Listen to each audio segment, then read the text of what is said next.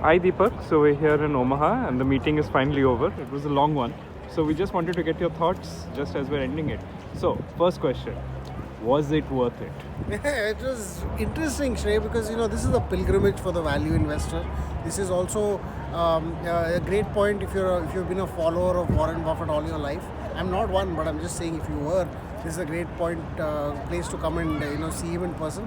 Or if you're wondering what this whole Berkshire fuss is all about, it's a good thing to come in and say, well, let's find out what the whole thing is about. But don't come here thinking you're going to find some stock tip or some life-changing advice on how you should invest and find out stuff. I don't think that stuff's happening, but it's worth it from a perspective of coming here and seeing what it's all about.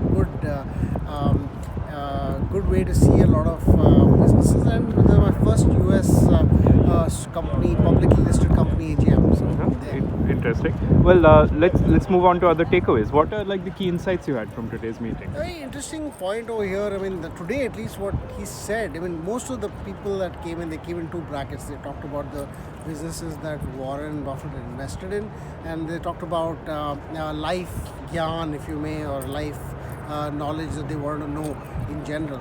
So one of the things that somebody asks is, how do I become a great money manager? Warren always says, well, if you're an investor, just go buy ETFs. And that leaves a lot of people disappointed. They want to find the next multi-bagger or whatever it is. But an interesting story he said today was about how a young person approached Mozart and asked him, how do I compose a symphony? And he said, you're too young to compose a symphony. He says, I'm 21. You started composing when you were 10. And so Mozart said, well, I didn't go around asking people how I should compose symphonies. I just did it. And that's the point. You don't come here to learn how from Warren Buffett. Just go do your thing. Don't ask him and don't try to rely on his advice for doing all this stuff. The second thing was an interesting part about one of the businesses Buffett had. So he talks about See's candies, and one of the questions was, why doesn't it become a Hershey's? Why doesn't it become a worldwide brand? So they went through the motions, but Charlie Munger put it very succinctly. He said some businesses aren't meant to scale. They are not going to scale beyond a certain point.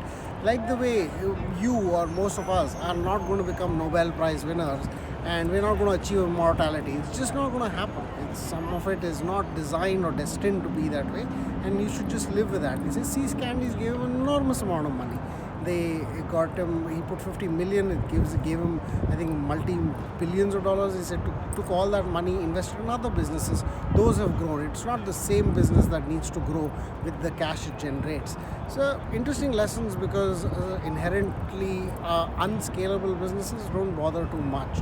Good insights overall, but these are the things I think stood out. All right. And finally, any ideas for India or just takeaways that you think could be applied in an Indian context? We did this thing about, I did this periscope or a video in the shareholding shopping part of the AGM. And I think that's where a lot of companies in India should kind of extract value out of the AGMs. A lot of Indian businesses and a lot of Berkshire businesses are here. All of them have customized their offerings in this shopping area to the Berkshire AGM. They've got photos of Charlie Munger and Warren Buffett and the See's Candies as covers with them. There is everything customized in different ways to Warren Buffett's AGM, so the Berkshire AGM. Why don't Indian companies who are conglomerates or who have large number of disparate businesses, look at Tata's, they have retail, they have watches, they have everything. Why don't they sell them at their AGMs? Make the AGMs a large affair in terms of people coming in and asking questions or whatever it is, but also shopping. Reliance can do this. It has a bunch of businesses. Now there's Mahindra's who have a large layer of businesses as well. So I think Indian businesses should do more of this, and more importantly, also, I mean, not more, but just as importantly, I think the format of the AGMs is very interesting. He did about 2 minutes of a conversation before he started taking questions. It was all questions all the way through. This was a guy who's 88 years old and 95 years old, sitting there taking questions one after the other for about 7 hours, with a short break for lunch and another piece. So this is a brilliant format for AGMs, where you can ask questions and build a personality. You get the strength of the personality here.